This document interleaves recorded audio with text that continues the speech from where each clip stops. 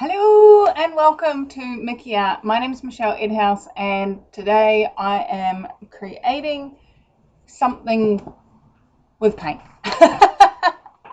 For those of you that have been with me for a while, you know that if I try and create something deliberately, it will turn out a flop.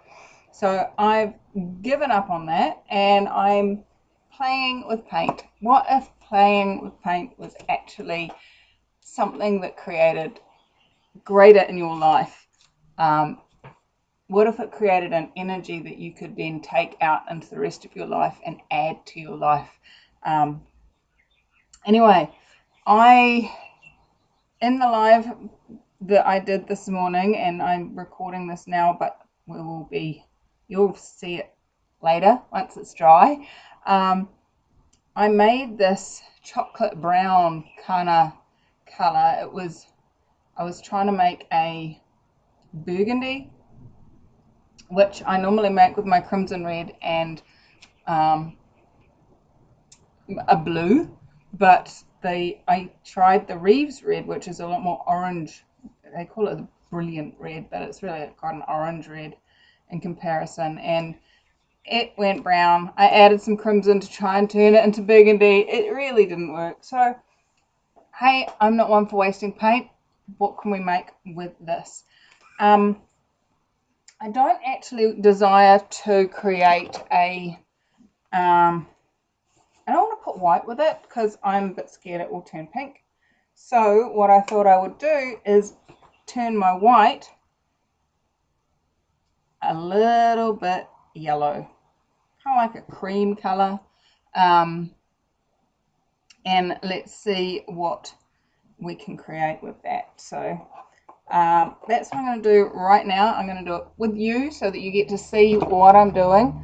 I'm literally just taking some pure white and a bit of my yellow ochre, which for those of you that follow my channel and those of you that are new, welcome.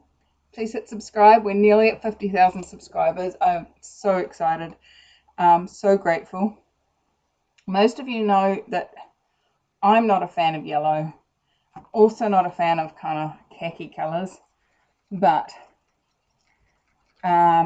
when you just add a little bit of yellow ochre to white, it makes a really pretty soft cream color.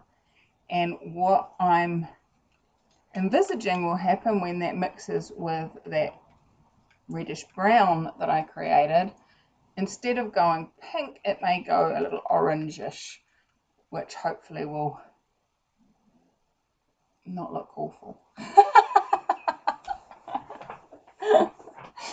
Alright, so I have my little cream off-white color there. I don't measure how much of what color I put in where, so just please follow your knowing, do what you desire to do, and create some magic. You know, if you don't have any expectations or projections as to what it will turn out like, you can enjoy the result. And that is what I would love to invite you guys all to, is to letting go of your projections and expectations and choosing to create a totally different reality. So I've got my little 8 by 10 canvas here. These aren't high quality canvases. I mean, I buy them in bulk. They're 40 canvases for $80 or something. And I've got my little push pins in the back, and that just lifts it up off the ground. It lets the paint drip off the sides, doesn't create a sticky, gross mess on the back. Well, it's still a sticky, gross mess, but it doesn't stick to the table. And I've got some grass green, I've got my homemade brown, and I've got my cream. And the only thing left to do is to choose, am I putting silicone in any of these colors? I am going to. I'm going to put it in the cream and in the burgundy, partly because I don't desire to have a large amount of green if possible. So just a couple of drips of silicone oil. The links are in the description as to what I use. This one is Durex Play Perfect Glide. It is not cheap, but it is something I can buy in my supermarket in the condom aisle, and it makes great cells. I really like them. So we've got silicone in those two colours and not in the green. I mix up like a whole tube of paint into a big pot like this, and then I can decant some out and put silicone in it, or just use it straight from here without any silicone. So that's super easy. If you want to know how I mix my paints, I use Floetrol and water, and really it's just a matter of asking what else is possible. what consistency to mix it in. One of my beautiful subscribers was saying the other day that when she mixes her big pots up, she mixes them to the thickest consistency she's going to use. Then if she needs it to be thinner for like a swipe or something like that, she can thin it down, but it's really hard to thicken it back up again. So thought I'd share that little tip with you. What else is possible? How much fun can we have? All right, so I just keep getting to do a flip cup, and a flip cup is, you know, a pretty basic starting point for you if you are new to acrylic pouring. And you'll see me looking around, I'm like, I don't have a cup handy. But I do. There we go. Let's use this. I often bring home plastic cups that I find lying on the side of the road, and or if I do a takeaway. I mean, this lovely company does use sustainable compostable packaging, which is great, but it doesn't mean I can't reuse it 15 times, wash it out, reuse it, wash it out, reuse it. It's still a container, it's still a cup, and it's still got dust in the bottom. Anybody want to come and clean my studio for me? I really could do with a big massive cleanup. Anyway, let's just push this aside while we create our little cup. With a flip cup, the first colour that's in will be the last colour that's out. So you've got to think of your layers as to what colour do you actually want to have on the top.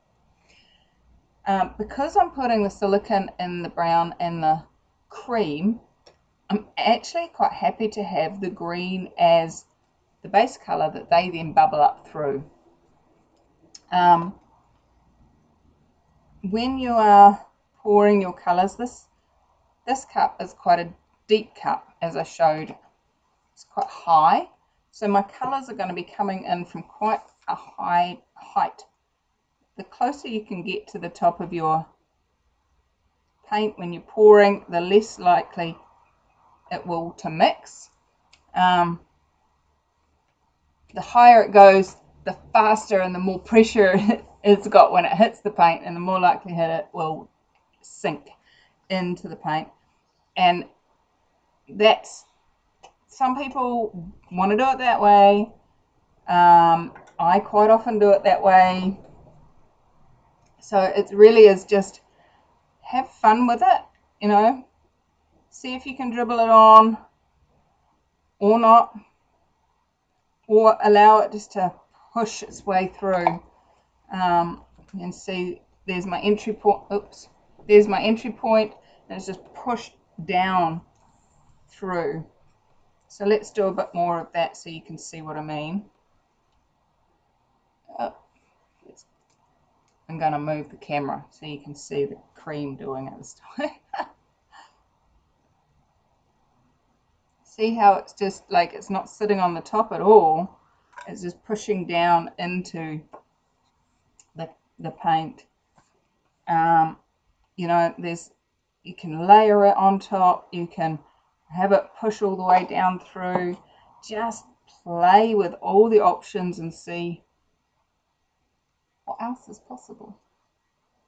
What gets created when I do it this way? What sort of effect does it get created if I do it this way? And the more layers of paint you create, the funkier the cells are when they come on up through the layers. Because if you think about it,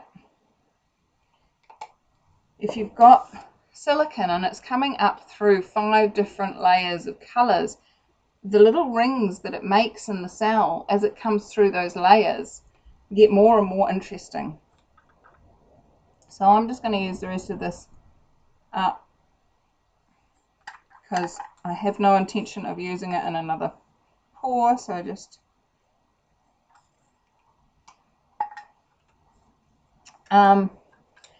another piece of information you might want to have when you're doing these pours is if you have the silicone hit your base, your canvas, your record, your whatever you're pouring on, if the silicone hits and then bounces back up through the layers of the paint, it may leave you with an exposed patch on your canvas or on your record.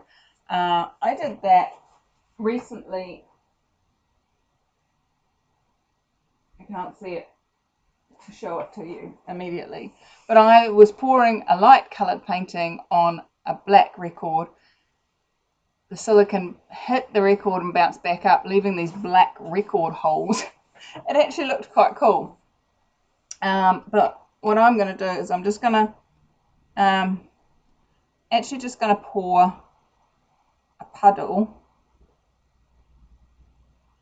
right there on our canvas for us to flip on. So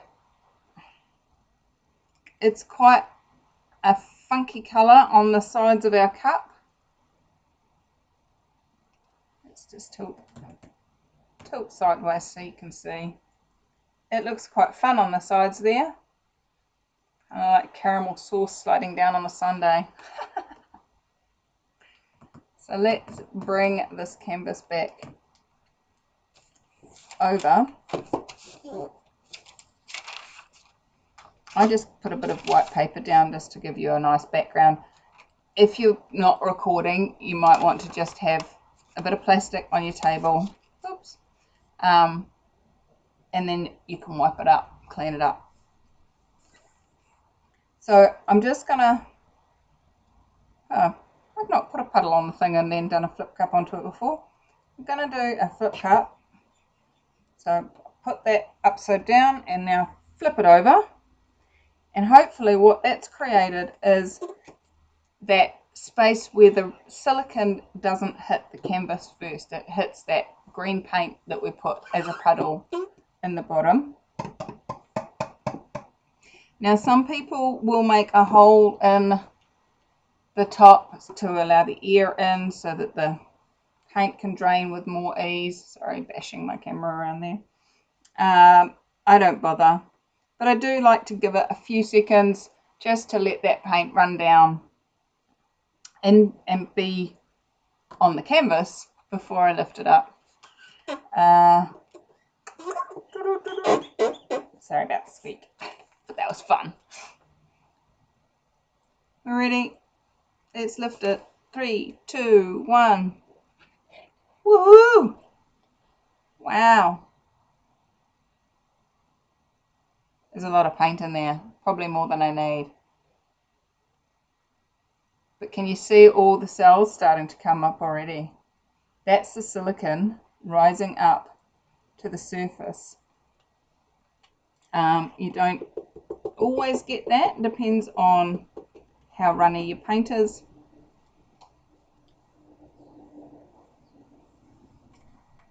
I've got a big air bubble just sitting right there, so I'm just going to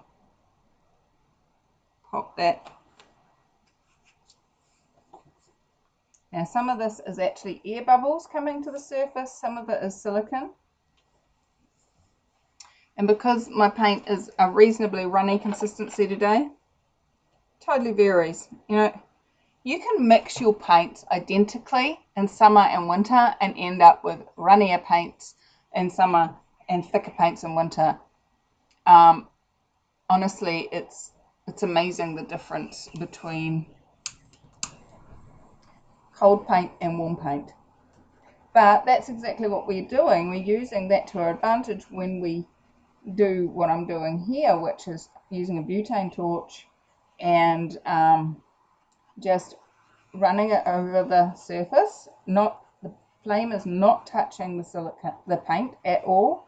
It is just warming it, blowing on it, and it's popping the air bubbles, but also thinning out that paint so that it can allow the silicone to rise up with more ease.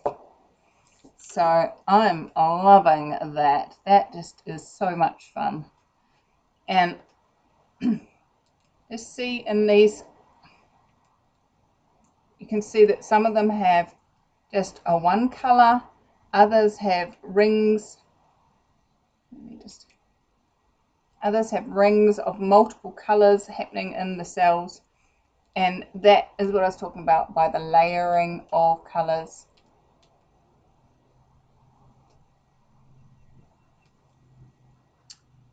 All right, so then we're just going to tilt. I'm recognizing that because it's so runny, I am going to need a corner catcher. What is a corner catcher? It is literally just a piece of cardboard. Like this is the side of a cereal box. And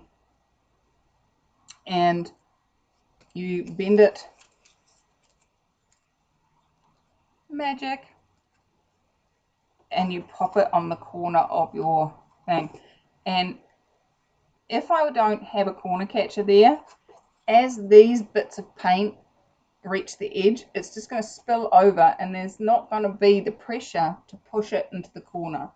But by putting up the corner catcher, it stops that from spilling over as much and allows the paint to run into the corner. So watch this.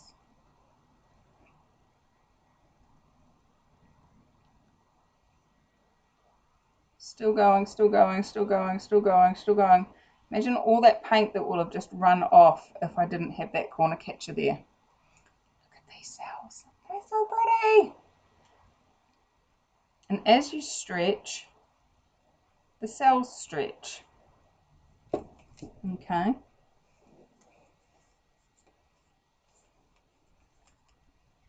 So it pays to stretch evenly in different directions.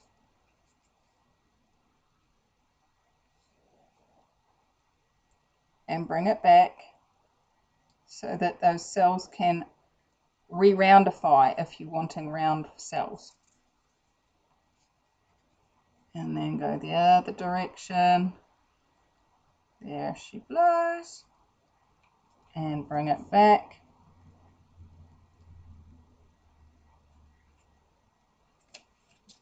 And I'm going to spin it around very carefully because, you know. And to our last corner.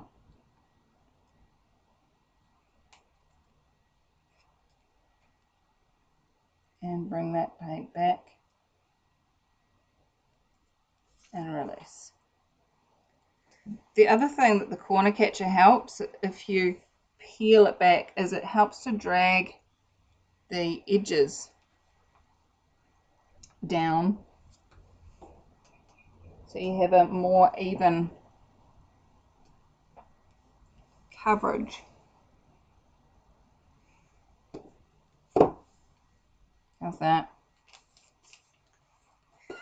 I quite like that. Sorry about the reflection.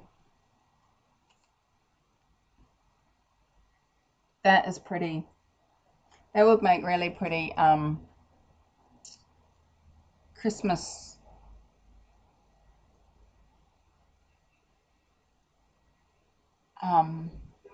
what are those things called? Napkins.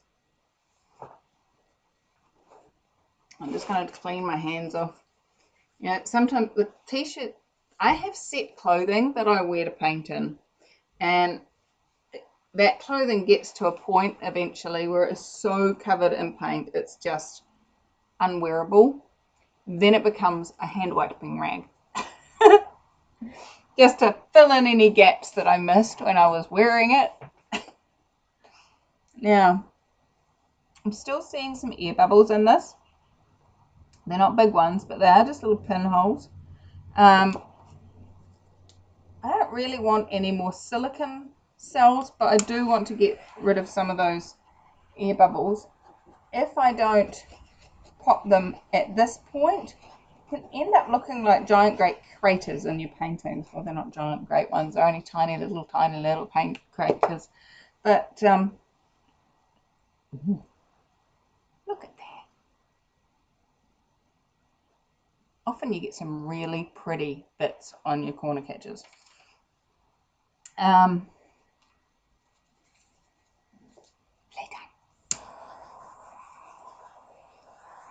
Let's see if we get any cells on that. So, if going back to my little air bubble story, if you don't pop them while the paint is wet and it can close back in again, then you can end up with craters. So the paint dries and then the paint at the top collapses because it's only a thin little layer and it collapses down, exposing a hole underneath. Whereas if you pop them at this point, the liquid paint can still fill in those gaps for you. So, I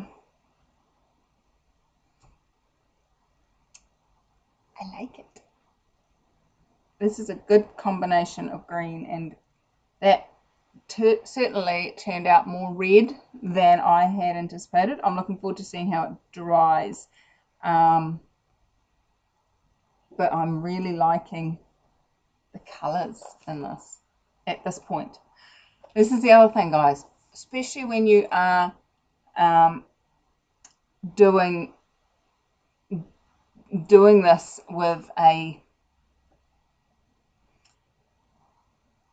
darker paint. As it dries, it darkens because you've thinned it out with a white looking pouring medium, whether you're using your PVA glue, your Floetrol, your purchased branded pouring medium. The pouring medium normally looks white, and so it lightens the color of your paint. But as it dries, that pouring medium dries clear, so you lose that lightening effect and it goes back to being the color it is when it's dry. Really does pay to look at the colors of your paint when they're dry to get a gauge of what combination. And this is why I chose to add that cream color. It kind of looks white here, but it is an off white. It's not a hard white. So I added that to break this up, because if it was just the browny red and the green, it would be a hard dark mass. But with that cream in there, we've got these lighter greens, we've got the lighter reds, and it just adds that extra depth and that extra yumminess. So I like it. Like it a lot. Let me just show you some of the areas I really like. Oh, this reflection. What's right about this? I'm not getting. What else is possible? Maybe I should just take you out of the holder. I just dropped all my pins all over the floor. Ugh! Good job I've got shoes on today. Let's bring you down instead of taking you up.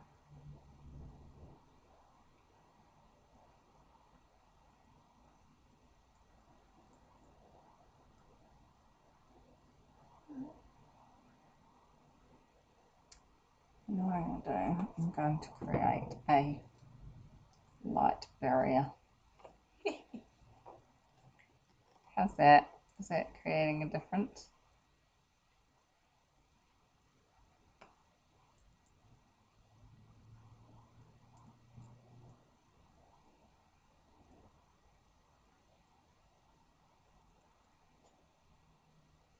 I like it. I like it a lot. It does remind me of, you know, the Christmas colours, but it also reminds me of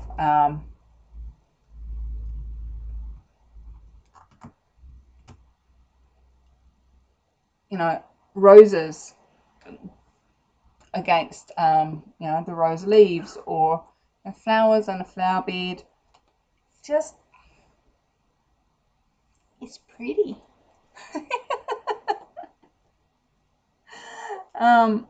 Just having a look underneath and see what the runoff is looking like. It's pretty messy actually, our runoff. Let me just zoom you in and show you.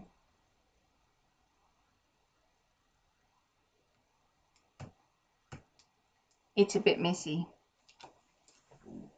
So I'm just gonna, oh, there's some cream under there. If I do that,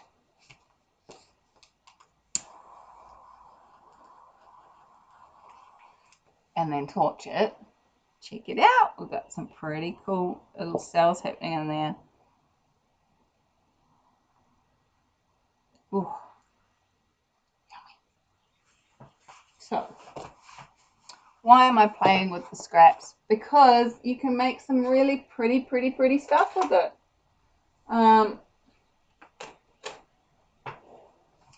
So what I've got here is a cabochon.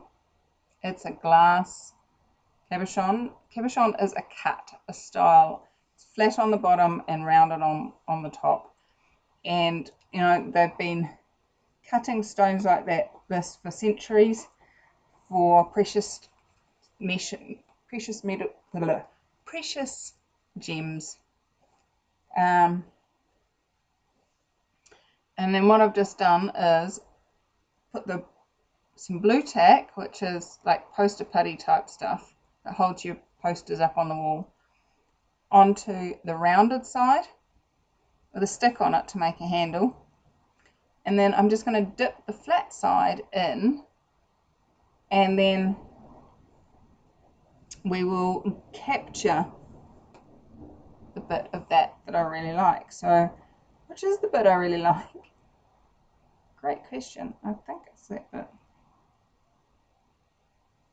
Now these cabochons come in multiple shapes, and they also come with bases that you can stick them in to make them into pendants.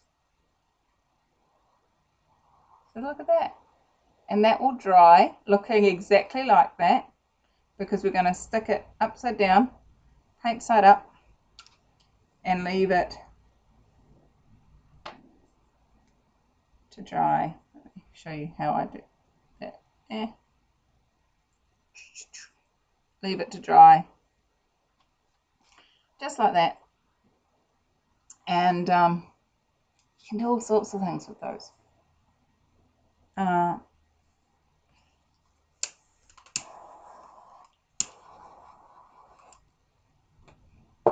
So where I dipped, you'll see it's created a new pattern. And I've been known to keep going and going and going and going and keep creating more and more patterns. I'm just looking at a piece there. It is, oh, where are we? Here we go. There's a piece here that I think will fit beautifully on a rectangle. So let me just grab a rectangle out of my little packets.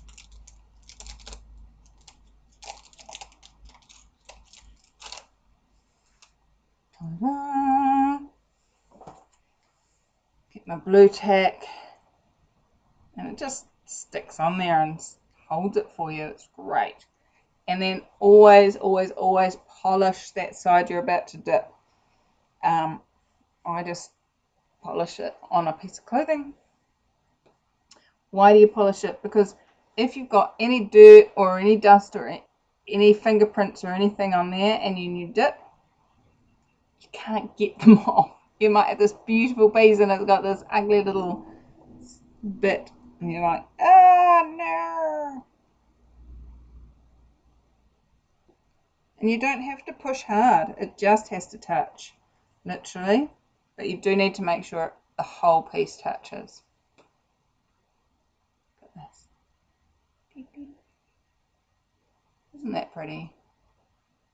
Oh, it would be if it stayed in focus.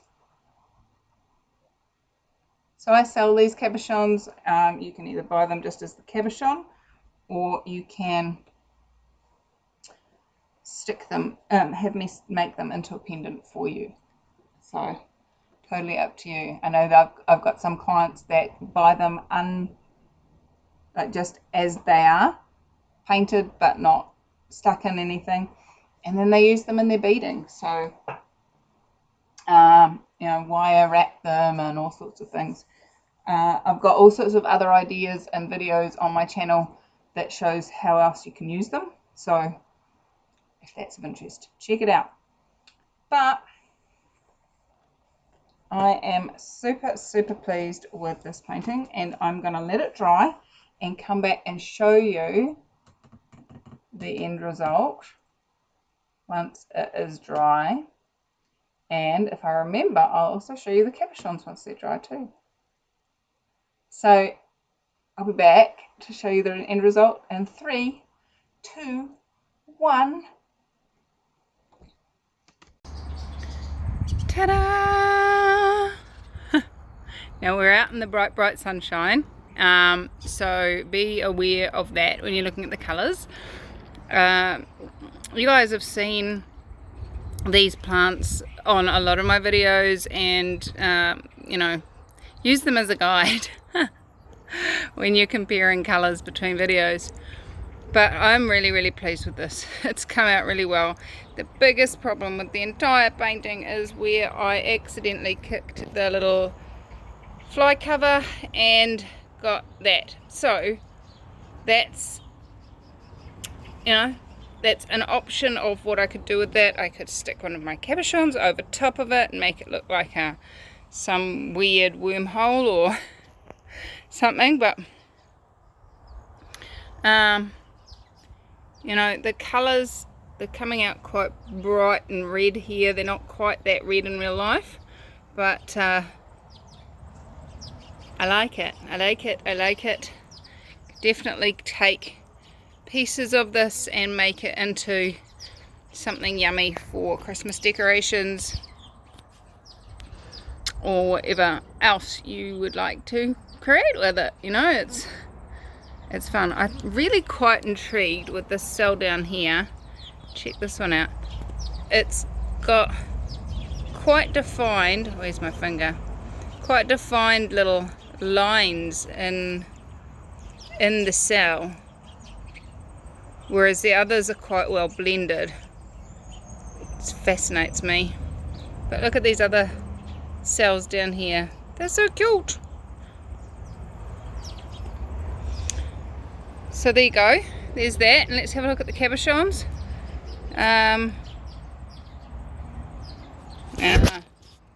Two hands. There we go. They've come out really cool. I like them. They're fun.